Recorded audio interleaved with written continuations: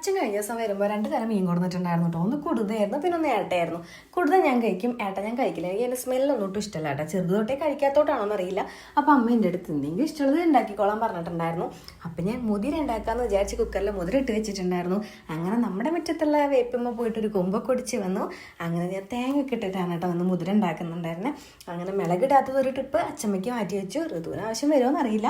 പിന്നെ ബാക്കിയിട്ടുള്ളതിൽ ഞാൻ കുറച്ചധികം എരിവൊക്കെ ഇട്ടിട്ട് ഉപ്പേരിയാക്കാലോ എന്ന് വിചാരിച്ചു. ഇപ്പം എനിക്ക് ചാറുകറിയോട് വലിയ താല്പര്യമില്ല. അങ്ങനെ ഉപ്പേരിയുടെ പണി കഴിഞ്ഞിട്ടുണ്ട്. ഇനി അവിടെ ഒന്ന് കുറച്ച് പാത്രങ്ങൾ കഴുകി വെക്കാനുണ്ട്, കുക്കറൊക്കെ ആയിട്ട്. അതൊന്ന് വേഗം കഴുകാലോ എന്ന് വിചാരിച്ചു. പൊട്ടിച്ച് കൊടുന്ന വേപ്പിലയിൽ ഇനിയും ബാക്കിയുണ്ടായിരുന്നു കേട്ടോ. അപ്പോൾ ഞാൻ അത് ഫ്രിഡ്ജിൽ കയറ്റി വെച്ചിട്ടുണ്ടായിരുന്നു. അങ്ങനെ എനിക്ക് ഗ്യാസ് അടുപ്പൊക്കെ ഒന്ന് തുറച്ച് വൃത്തിയാക്കാലോ എന്ന് വിചാരിച്ചു. എല്ലാം അവിടെ ഒന്ന് തുറച്ച് വൃത്തിയാക്കിയിട്ടുണ്ടായിരുന്നു. അത്യാവശ്യം അമ്മ പണി കഴിഞ്ഞപ്പോൾ വൃത്തിയാക്കിയിട്ടുണ്ടായിരുന്നു. ഇനി ഞാനായിട്ട് അവിടെ ഇവിടെ അണങ്കോലാക്കണ്ടല്ലോ എന്ന് വിചാരിച്ചു.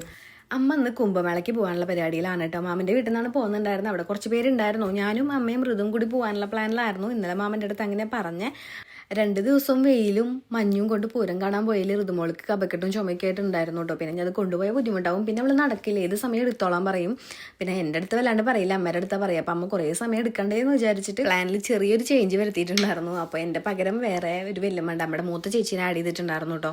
അങ്ങനെ അമ്മേനെ മാമൻ്റെ വീട്ടിൽ കൊണ്ടാക്കണം, അവരോട് നിന്ന് പോവുകയാണ് ചെയ്യുക. അപ്പം ഞാൻ അവൻ മാനെ കൊണ്ടാക്കിയിട്ട് തിരിച്ച് വരികയാണ് കേട്ടോ. ഋതുമോളെ രാവിലെ തന്നെ അങ്കവാടിയിൽ കൊണ്ടാക്കിയിട്ടുണ്ടായിരുന്നു കേട്ടോ. സംസാരത്തിൻ്റെ ഇടയിൽ എവിടെയൊക്കെ അവൾക്ക് എന്തോ ഡൗട്ട് അടിച്ചിട്ടുണ്ടായിരുന്നു. പക്ഷേ പാടത്തേക്ക് പോവുകയാണെന്നൊക്കെ പറഞ്ഞ് വിശ്വസിപ്പിച്ചിട്ടുണ്ടായിരുന്നു കേട്ടോ. നട്ടപ്പുറ വെയിലത്ത് വന്നിട്ട് ഈ മരത്തിൻ്റെ അടിയിൽ നിൽക്കുമ്പോൾ നല്ലൊരു സുഖമാണ് കേട്ടോ, നല്ല തണലുണ്ടാവും. അപ്പം അമ്മേനെ ഞാൻ വേഗം കൊണ്ടാക്കിയത് രാവിലത്തെ ഒരു ചപ്പാത്തി ഞാൻ കഴിച്ചിട്ടുണ്ടായിരുന്നുള്ളൂ. അപ്പോൾ എനിക്ക് നല്ല വിശപ്പുണ്ടായിരുന്നു. അപ്പോൾ ഞാൻ അമ്മേനെ വേഗം കൊണ്ടാക്കി ഒന്ന് ചോറിനാലോ എന്ന് വിചാരിച്ച്. പപ്പടം പിന്നെ എനിക്ക് വലിയ താല്പര്യമൊന്നുമില്ല, പക്ഷേ ഇപ്പോൾ വെച്ചിട്ട് ഞാൻ കുറേശ്ശെ കഴിച്ചു തുടങ്ങിയിട്ടുണ്ടായിരുന്നു. പിന്നെ എനിക്ക് ടച്ചിങ്സിനൊന്നും ഉണ്ടായിരുന്നില്ല. അപ്പോൾ ഞങ്ങൾക്ക് പപ്പടവും കുട്ടി കഴിക്കാമല്ലോ എന്ന് വിചാരിച്ചു. അങ്ങനെ അച്ഛമ്മേൻ്റെ പിന്നാലെ ഓടി നടന്നുകൊണ്ടിരിക്കുന്നുണ്ട്. പിന്നെ തുണികൾ രാവിലെ തന്നെ വാഷിംഗ് മെഷീനിൽ ഇട്ട് വെച്ചിട്ടുണ്ടായിരുന്നു കേട്ടോ. രാവിലെ അല്ല, ഉച്ചവറായിട്ടുണ്ടായിരുന്നു. അപ്പോൾ അതിൻ്റെ പരിപാടിയൊക്കെ കഴിഞ്ഞിട്ടുണ്ടായിരുന്നു. അപ്പോൾ ഞാൻ ഭക്ഷണം കഴിച്ച് വന്നിട്ട് ഞാൻ അത് തോരോടാനായിട്ട് പോയിട്ടുണ്ടായിരുന്നു. എഡിറ്റ് ചെയ്യാൻ ഇരുന്നപ്പോഴേക്ക് എനിക്ക് ഉറക്കം വന്നു. അമ്മ ഞാൻ കുറച്ച് നേരം കിടന്ന് ഉറങ്ങി. ഇനി ഋതുമോളെ കൊണ്ടുവരാൻ പോണ പരിപാടി കൂടിയാണ് ഉള്ളത്.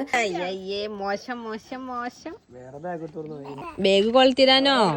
ഓക്കേ, എന്നെയും കൊണ്ടുപോ. പോകുമ്പോ വണ്ടിയമ്മ എന്നെയും കൊണ്ടുപോ.